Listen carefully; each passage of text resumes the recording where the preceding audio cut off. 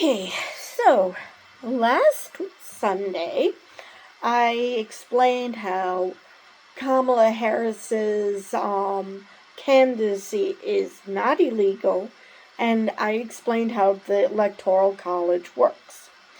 Well, if some of you have noticed, I had red and blue all over the map because I don't do toss-ups, while explaining how certain states have certain electoral votes depending on their population, and that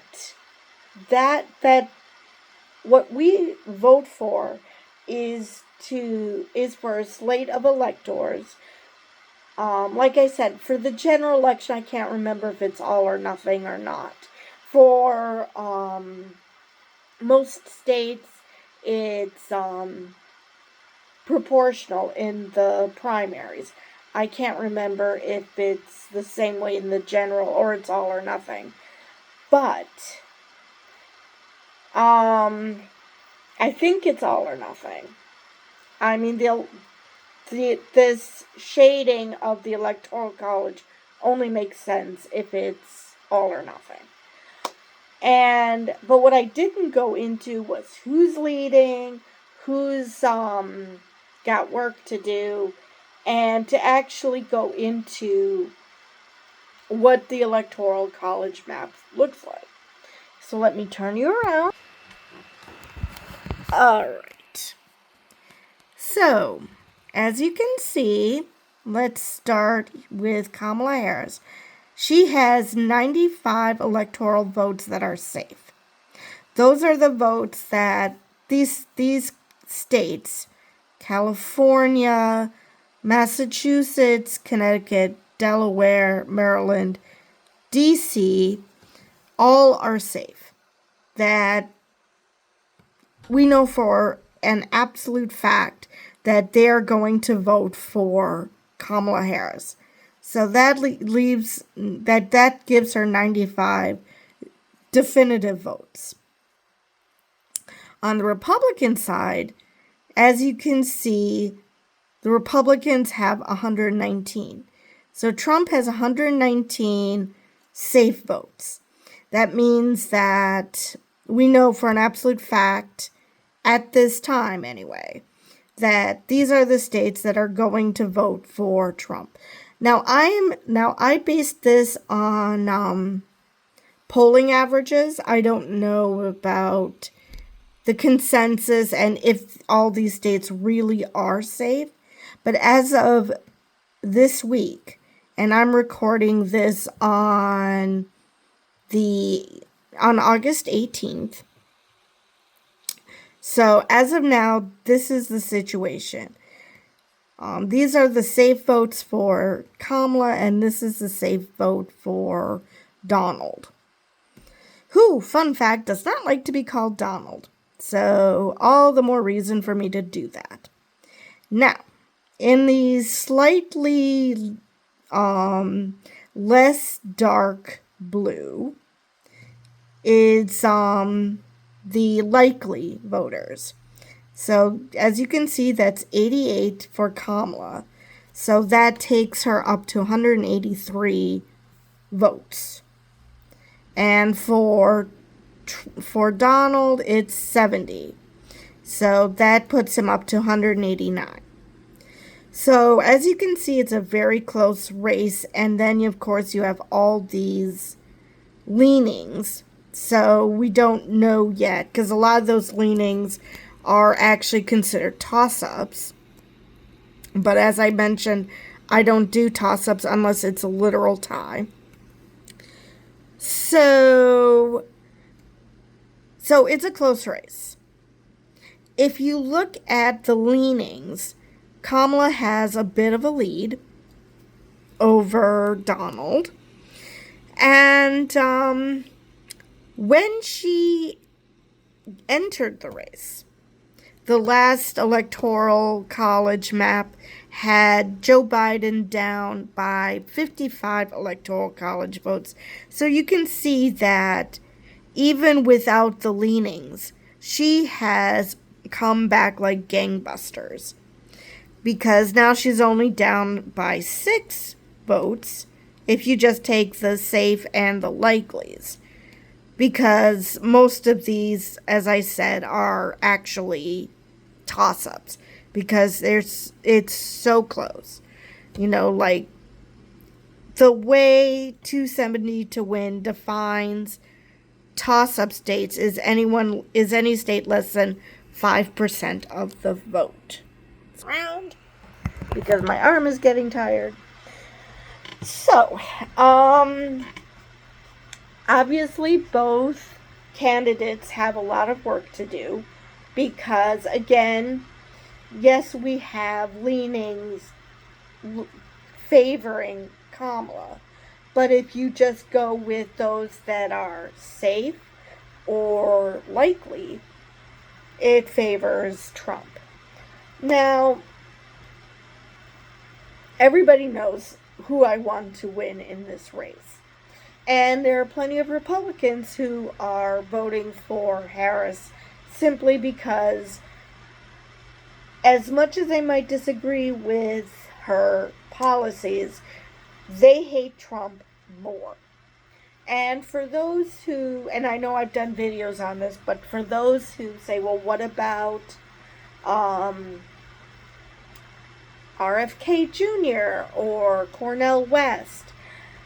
I don't know. I think the Libertarian and Green candidates are actually eligible in all the states, but the person that people most hear about is RFK Jr. Mostly because he's hella weird, but he was just denied being allowed on the ballot in New York. So this is why I say we need viable third-party candidates, because I get that you want to file a protest vote, that you think this, think that, whatever. But why would you, in essence, throw away your vote? Okay, it's a protest vote. Great. If you're protesting, still protesting Joe Biden, even though it's Kamala Harris, and you're just deciding that she is guilty of whatever sins you put on Joe Biden, and you still are like, yeah, I'm not going to vote for either one, I'm going to vote for a third-party candidate. Well, there's plenty of people, even anti-Trump Republicans, who at the end of the day hate the idea of voting for Democrats so much that they are actually willing to vote for Trump. I have seen elected officials who voted to convict, who are, going up and down saying how Trump is a threat, but they'll still vote for him. Because at the end of the day, they care more about party than the country. So, if you're thinking, I'm just not going to vote for either one, they're both horrible, well, many Republicans, if not most Republicans at this point, are going to vote for Trump, even if they hold their noses, simply because they care more about party.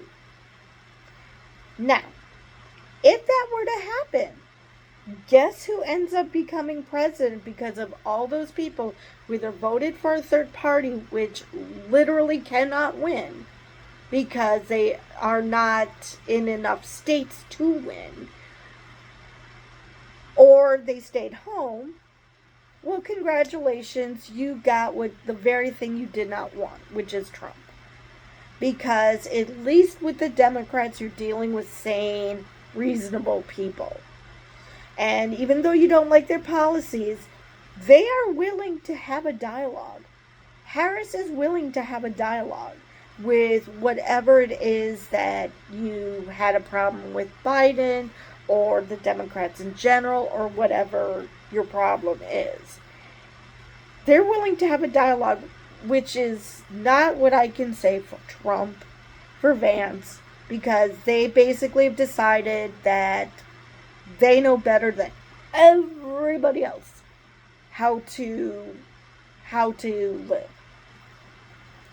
So, if you are anti-Trump, it behooves you to vote for Harris. And as you can see from the map I just showed you, it is very, very close. I mean, the leanings right now give the edge to Harris, but that's because Arizona only just started leaning towards Harris. It would be a lot closer, actually. She would just barely get the electoral votes, because 270 and she would be at 270. So, which would give her a 2-point lead over Trump, which isn't great. I would like a bit of a bigger cushion, that as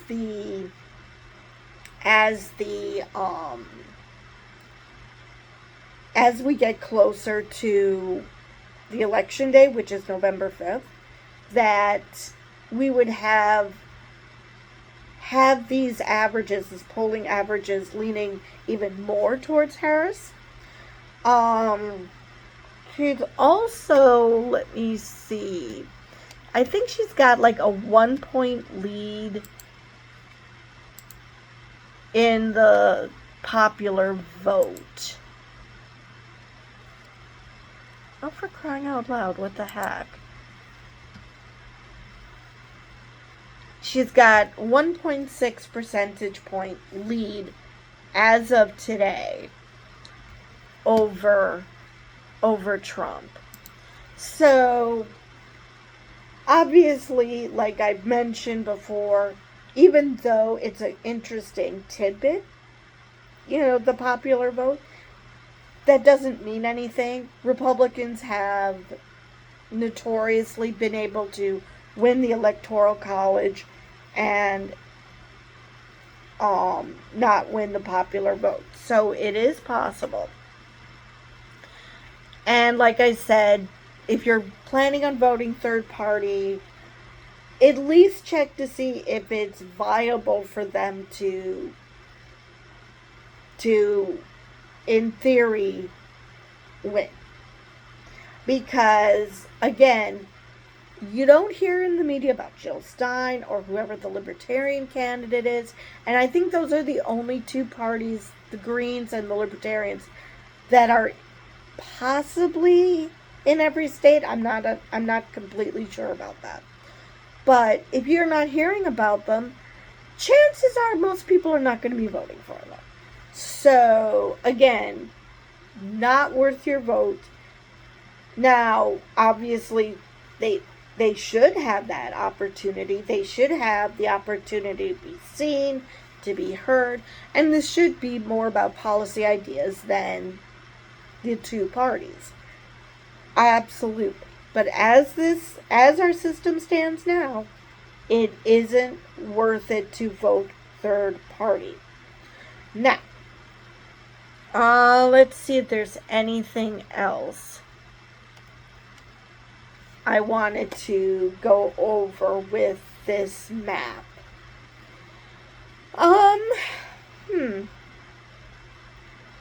I believe I covered everything I wanted to with this map. Oh yes, that's what else I wanted to point out. Today is the eve before the Democratic National Convention. So it's going to be interesting to see what happens with the polls, not this week, but next week. Because polling averages, that's how it works. There's a bit of a delay. You're not going to hear about it for a week or two. That it's before it actually shows up in the averages. So it'll be interesting to see. Kamala doesn't speak till Thursday. So another reason why you've got to wait a week or two, because people aren't going to be exposed to her major speech until Thursday, until practically the end of the week. So it'll be 2-3 weeks, maybe a month, before we really start to see how people respond to her speech. So, I believe with that, I've covered everything I wanted to. If there's any changes in the Electoral College map that is significant, not the leanings going back and forth, but a likely state becomes leaning, or a leaning state becomes likely, because again, that's where things become a bit more concrete. I'll do a weekly video. That next Sunday, I'll do the Electoral College map again. But if there's no change, obviously there's no point in me doing that. So, with that, I will see you guys in the next video.